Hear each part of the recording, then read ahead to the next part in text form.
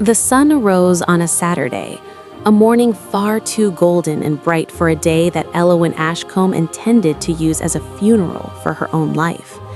She sat before the vanity at Ashcombe Manor, her skin pale against the heavy, ink-black silk draped over her shoulders, while her father's celebratory shouts echoed from the courtyard below, like gravel grinding against bone. "The carriage is ready, Elowyn! Do not keep the Duke waiting!" There was a hollow greed in his voice, a sound that made Elowyn's chest tighten even before she pulled the sheer black veil over her eyes, blurring the world into a permanent shadow.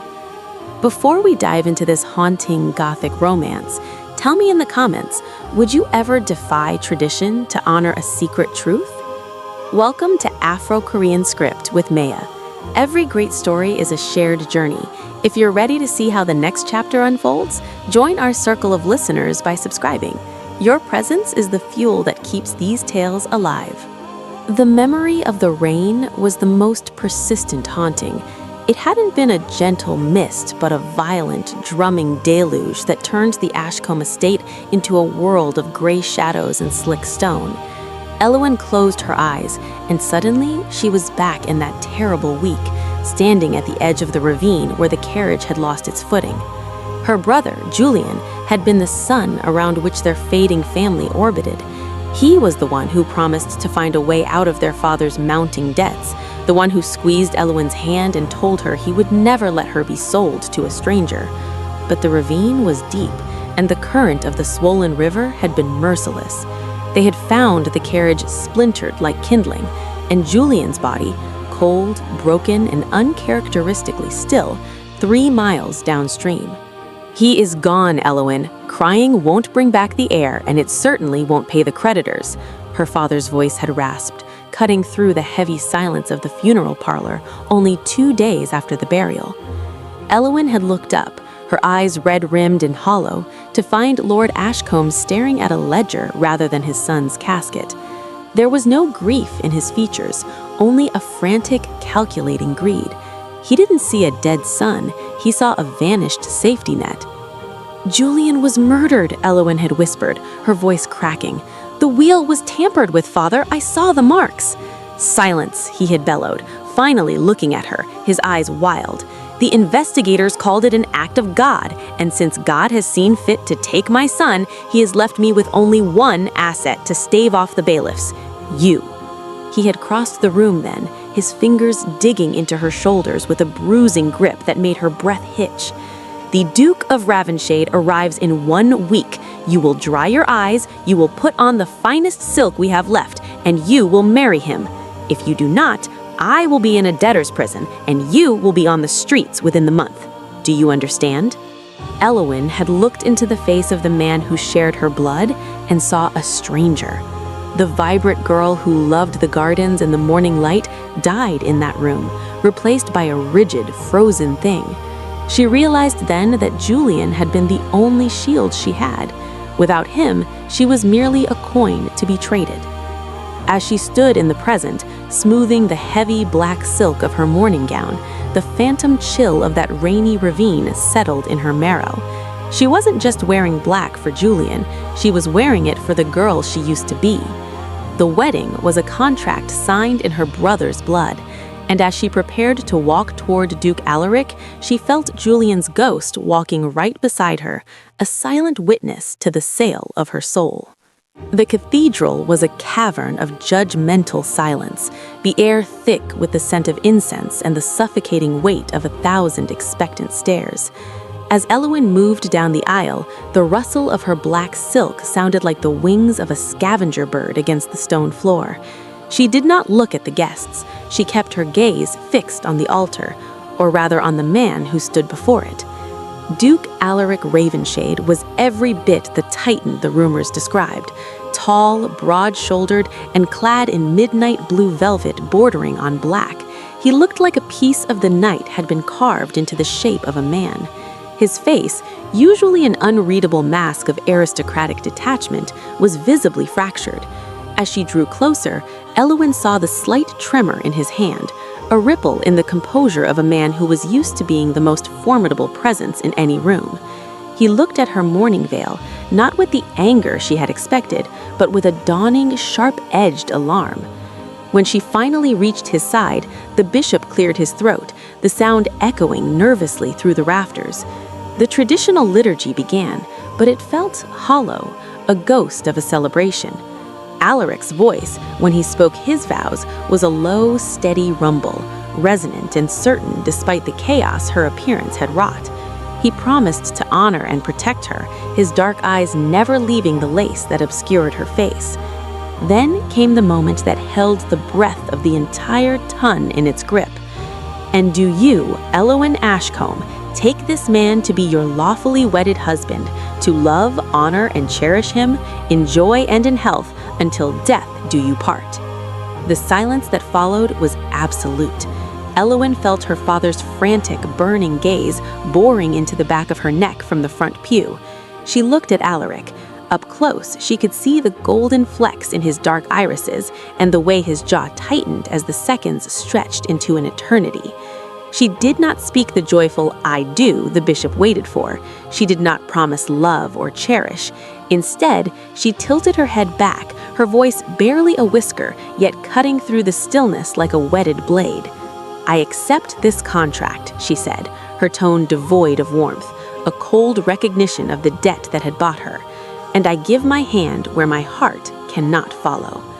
A collective gasp rippled through the pews. It was a public execution of tradition. The bishop looked horrified, glancing at Alaric for a sign to stop the ceremony. But the duke did not recoil. He stepped closer, his shadow swallowing her small frame, and reached out to take her hand. His grip was firm, almost grounding. "Then let the contract be sealed," Alaric replied, his voice dropping to a private, dangerous register that only she could hear. The bishop, trembling, pronounced them man and wife. As they turned to face the congregation, Elowyn did not lift her veil.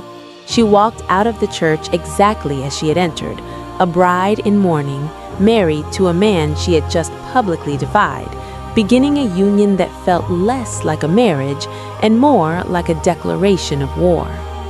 The carriage ride to Ravenshade Manor was a descent into a world of iron and mist. For hours, the only sound was the rhythmic strike of hooves against the rain-slicked road and the occasional creak of the leather suspension. Inside the cabin, the silence was a physical entity, heavy and cold.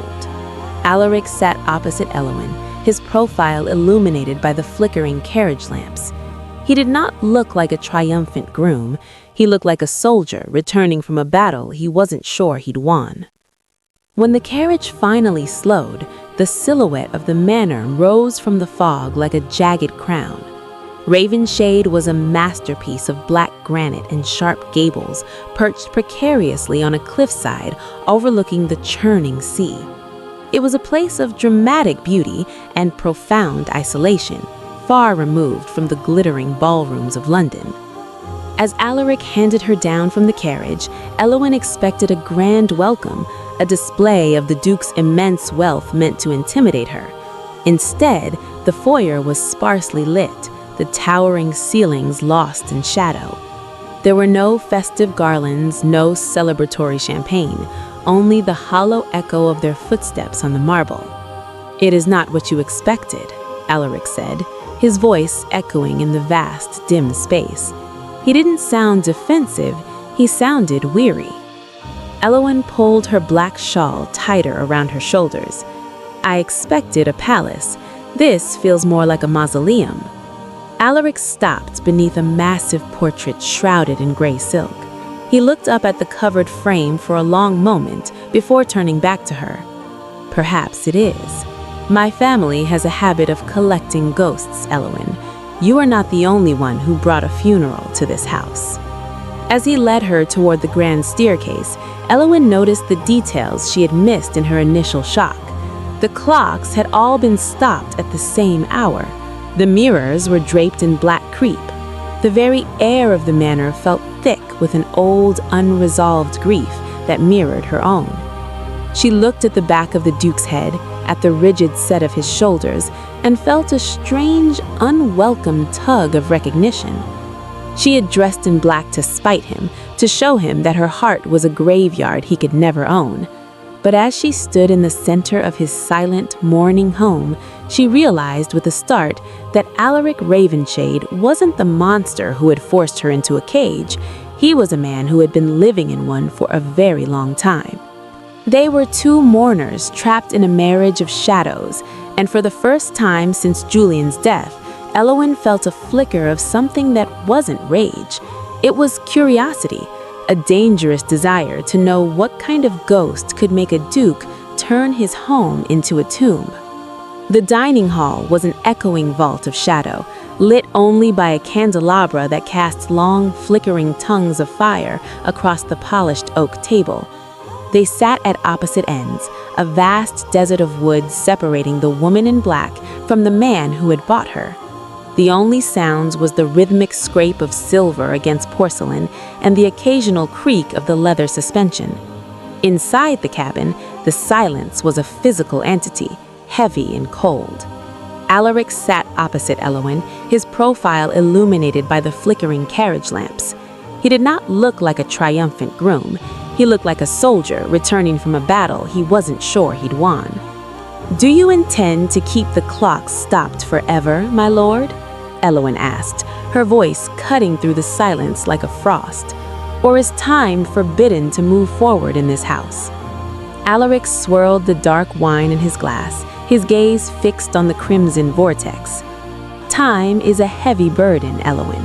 Some of us prefer not to be reminded of its passing." He looked up, his dark brows drawing together. "And some of us prefer to dress as though we are attending our own execution." It was an execution. The execution of my freedom. My father sold me to pay for his failings, and you bought me to secure your lineage. Why should I dress in white for a transaction? She expected him to roar, to strike the table, or to demand she be sent to her rooms for her insolence. Instead, a ghost of a smile, sharp and strangely admiring, touched Alaric's lips. He set his glass down and leaned forward, the candlelight catching the rugged intensity of his features. "You think I wanted a doll?" he asked, his voice dropping to a low, dangerous register. "You think I wanted a soft, stuttering girl who would curtsy on command and weep behind her embroidery hoop? My father's house is full of such ghosts. They are quiet, they are submissive, and they are utterly useless when the world turns to ash." He stood up, the chair scraping harshly against the stone floor, and walked the length of the table until he stood mere inches from her. Elowyn refused to flinch, tilting her chin upward to meet his gaze. "I knew your father was a parasite the moment I met him," Alaric whispered. "But I saw you in that garden weeks ago, arguing with the gardener about the blight on the roses. You weren't pretty or polite. You were fierce. You were alive." He reached out, his thumb catching the edge of her black collar. "I didn't marry you to break you, Elowyn. I married you because you were the only woman in 3 counties who looked like she could survive me." Elowyn's breath hitched. The hatred she had nurtured since Julian's death suddenly felt like a shield that was cracking under the weight of his honesty. She looked for a lie in his eyes, for the cruelty her father had promised, but she found only a reflection of her own scorched soul. "I am still in mourning," she said, though the words lacked their previous bite. "Then mourn," Alaric replied, stepping back into the shadows. "But do not mistake my respect for weakness. Eat your supper, Duchess. Tomorrow we begin the work of finding out who truly killed your brother." The promise Alaric had made at supper, a vow to find Julian's killer, haunted Elowyn through the restless hours of the night. It was a seed of hope she was terrified to water, for if it withered, she knew it would take her remaining sanity with it. By dawn, the manor was held in a suffocating grip of sea fog, and Alaric had already ridden out to the village, leaving the house a labyrinth of unanswered questions. Elowyn moved through the silent corridors like a shadow. Her feet, clad in soft velvet slippers, made no sound as she approached the heavy oak doors of the Duke's private study. She knew it was a betrayal of the fragile truce they had struck, but in a world where her brother had been stolen and her life sold, she could trust nothing but her own eyes. The study smelled of old parchment, expensive tobacco, and the faint metallic scent of the sea. It was a room designed for secrets. Elowyn bypassed the towering bookshelves and headed straight for the massive mahogany desk that sat like an altar in the center of the room. Most of the drawers were unlocked, containing nothing but estate ledgers and dull legal correspondence, but the bottom right drawer resisted her pull. She reached into her hair, pulling out a slim iron hairpin. It was a skill Julian had taught her during their childhood escapades, a trick for bored nobles. With a click that felt as loud as a gunshot in the stillness, the lock gave way. Inside, tucked beneath a stack of maps, lay a small leather-bound journal and a single tattered envelope. Elowyn's heart hammered against her ribs as she recognized the handwriting on the envelope. It was Julian's, urgent and frantic. Alaric, the trail leads back to the Ashcombe accounts. My father isn't just gambling, he's being bled dry by the syndicate. If I don't return from the ravine meeting, look to the ironworks. Beneath the letter were a set of architectural sketches of the very ravine where Julian had died, marked with precise red ink. But it was the final item that drained the blood from Elowyn's face, a heavy silver signet ring, tarnished with dried silt and what looked like dark, rusted stains. It was Julian's ring, the one he never took off, the one the investigators claimed had been lost to the river's current. The evidence was a physical blow. Alaric hadn't just known about Julian's danger, he had been in possession of his most personal effect while she was still weeping over an empty casket. Had he truly been an ally, or was he the one Julian had been running to, or from? The heavy click of the study door's latch echoed through the room. Elowyn froze, the ring clutched in her palm, the sharp edges of the silver digging into her skin. The predator had returned to his den, and the mourning bride was caught in the light of a truth she wasn't yet prepared to survive. The door swung open with a slow, agonizing groan, admitting the cold scent of the sea and the towering shadow of the Duke. Alaric stood in the threshold, his greatcoat still damp from the fog, his eyes immediately falling upon the open drawer and the glint of silver in Elowyn's trembling hand. The silence that followed was not the respectful quiet of the dinner table, it was the suffocating stillness before a storm breaks. "You have been busy, Duchess," Alaric said, his voice a low, dangerous rasp that vibrated in the small room. He didn't rush her. He closed the door behind him with a finality that made the shadows jump. "You had it!" Elowyn screamed, holding up the signet ring. The dark stains on the silver seemed to pulse in the candlelight. "You had his ring. You had his letters. You sat across from me and watched me mourn a man you knew was dead long before the river took him. Were you waiting for the blood to dry, Alaric, or were you simply keeping a trophy of your kill?" Alaric flinched as if she had struck him with a physical blade. He crossed the room in 3 predatory strides, but he didn't reach for her. He slammed his hand against the mahogany desk, his knuckles turning white. "I did not kill him, Elowyn. I was the only one trying to keep him alive." "Then why is this here?" she screamed, the grief she had been stifling finally erupting. "Why did you hide the truth while my father sold me to you? You bought my silence with a wedding ring." "I bought your safety," Alaric roared back, his composure finally shattering. He reached into the drawer and snatched the journal, thrusting it toward her. "Read it. Read the dates. Your brother came to me weeks ago. He had discovered that your father hadn't just lost the Ashcombe fortune, he had borrowed from men who make me look like a saint. The syndicate doesn't want repayment, Elowyn. They want the Ashcombe land for their ironworks, and Julian was the only thing standing in their way." He turned away, his shoulders heaving. "I was meeting him at the ravine to spirit him away, to get him to the coast where my ships were waiting, but I was late. By the time I arrived, the carriage was already in the depths. I found that ring caught in the splintered wood of the door. He had tried to claw his way out."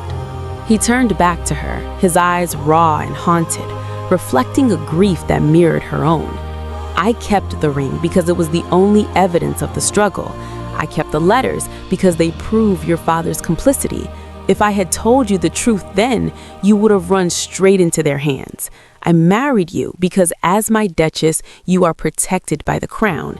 As Elowyn Ashcombe, you were merely the next obstacle to be removed." Elowyn sank into the leather chair, the heavy silver ring slipping from her fingers to the desk. The predator wasn't the man standing before her, he was the sentry. The funeral she had been carrying in her heart wasn't over, it was only just beginning, and for the first time, she wasn't facing the darkness alone. The shift from adversaries to allies did not happen with a grand gesture, but in the quiet, focused hours after midnight. The heavy oak desk, once a barrier between them, became a shared map of a battlefield. Elowyn sat beside Alaric, her black silk skirts spilling over the floor like a shadow, while they pored over the scorched remnants of the Ashcombe ledgers and Julian's frantic notes. "My father's debts were never just about cards or horses," Elowyn whispered, her finger tracing a recurring entry for a ghost company based in the Northern Ironworks. "He was paying for silence. These amounts, they're exorbitant." Alaric nodded, his jaw set in a hard, grim line. He had shed his damp greatcoat, his white shirt unbuttoned at the collar, revealing the strain of a man who had been fighting this war in the dark for far too long. The syndicate didn't just want the land, Elowyn. They wanted the mineral rights beneath the ravine. Julian discovered that the accident that killed your grandfather years ago was the first move in a game that has spanned decades. Your father didn't just borrow money. He sold his soul to keep a secret that Julian was finally brave enough to uncover. For the first time, Elowyn saw the Duke not as a cold architect of her misery, but as a man burdened by the same ghosts. As they worked, the air in the study changed. The sharp, biting barbs of their previous encounters were replaced by a rhythmic, desperate cooperation. When her hand shook while holding a particularly damning piece of evidence, Alaric didn't offer empty platitudes. He simply placed his hand over hers, steady, warm, and grounding. "We have to go to the ironworks," Elowyn said, her eyes meeting his. The grief was still there, a permanent resident in her heart, but it was being forged into a cold, sharp purpose. If the evidence of the syndicate's coercion is there, we find it. We finish what Julian started. Alaric looked at her, his dark eyes reflecting the flickering candlelight and a dawning, profound respect. "It will be dangerous. They think I am a distracted groom and you are a broken bride. That is our only advantage." "Let them think I am broken," Elowyn replied, her voice steady. She reached for the heavy silver signet ring and slipped it onto her thumb. It was too large, a constant weight, but it felt like a promise. A woman in mourning is often overlooked. They won't see the blade until it's at their throats. In that moment, the contract of their marriage transformed. It was no longer a sale of property or a shield of status. It was a pact of blood and justice. As the first gray light of dawn began to bleed through the fog, the Duke and his mourning bride stood together, not as strangers bound by law, but as partners bound by a truth that could either set them free or bury them both. The ironworks loomed out of the coastal fog like a rusted skeleton, a place of soot and secrets that felt miles away from the cold elegance of Ravenshade Manor. They had come under the cover of a moonless sky, Elowyn's black mourning dress finally serving its true purpose as camouflage against the jagged shadows of the industrial yard. Alaric moved ahead of her, his hand never straying far from the hilt of his blade, his senses attuned to the unnatural stillness of the machinery. They were deep within the archives of the foreman's office, Elowyn's fingers flying through a hidden cache of ledgers when the silence was shattered. The window didn't just break, it exploded inward. A heavy iron bolt thud into the wooden desk, inches from Elowyn's throat, pinning the black lace of her veil to the mahogany. "Down!" Alaric roared, lunging across the small space. He didn't just pull her to the floor, he shielded her with his entire body as a second projectile whistled through the air, embedding itself in the chair where she had sat a heartbeat before. From the darkness of the catwalks above, two men emerged, their faces obscured by the same industrial grease that stained the walls. They weren't looking for a bribe. They were there to finish the work they had started at the ravine. Alaric was a whirlwind of lethal intent. He drew his pistol, the report deafening in the cramped office, and one of the shadows tumbled from the height with a choked cry. But the second assassin was faster, dropping from the rafters with a bared knife aimed squarely at Elowin's back. "Elowin!" The cry that tore from Alaric's throat wasn't the command of a duke or the logic of a partner. It was a raw, primal sound of a man watching his world catch fire. He threw himself into the path of the blade, the steel bit deep into his shoulder, a sickening sound that made Elowin's heart stop. She didn't scream. She reached for the heavy iron fire poker beside the hearth and swung with every ounce of her grief-stricken rage, catching the assassin across the temple. The man crumpled into a heap of rags. Silence returned, save for the heavy, ragged breathing of two survivors. Elowin scrambled to Alaric's side, her hands frantically tearing at her black veil to use the fine silk as a bandage. "You're bleeding," she sobbed, her composure finally shattering as she saw the crimson blooms spreading across his white shirt. "Why? Why did you do that?" Alaric reached up, his fingers slick with his own blood, tracing the line of her jaw. His gaze was no longer guarded or clinical. "I told you I wouldn't let you be the next obstacle," he whispered, his voice strained with pain but burning with an unmistakable, desperate heat. "I didn't marry you for a shield, Elowin. I married you because I couldn't bear the thought of a world where you didn't exist."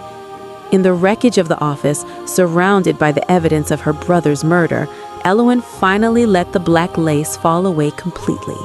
She wasn't looking at a contract or a century. She was looking at a man who had bled to keep her heart beating, and for the first time, the mourning bride felt the cold ice of her soul begin to melt in the warmth of his sacrifice.